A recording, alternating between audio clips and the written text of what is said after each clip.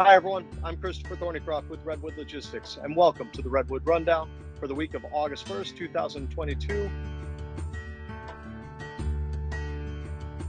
There's a lot of talk overall in the economy about recession.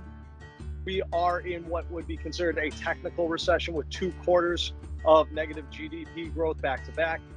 By a lot of economic indicators, Q1 should not be reflected as a recessionary environment.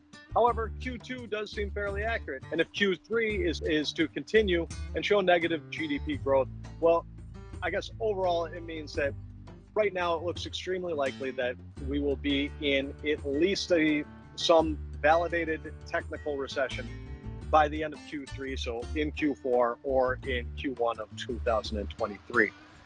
How that impacts freight volumes? Well, when you start to see falling personal consumption expenditures and you start to see decreased demand, and as you see decreased demand, then that's decreased freight volumes for you.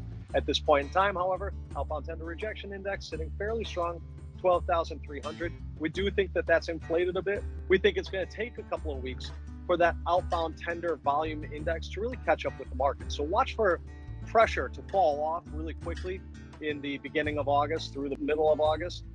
Even though there are things like back to school spending that's going to keep things at least a little bit up, but really watch for that pressure to start to ease off and watch for that outbound tender volume index to start to decline in the next couple of weeks.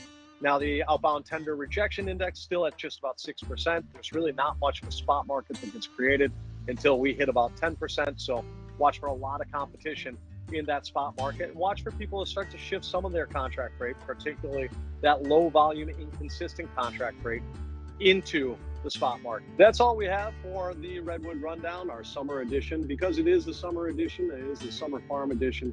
If you're in the Midwest, enjoy that produce season. Get out there, grab some fruits, grab some vegetables.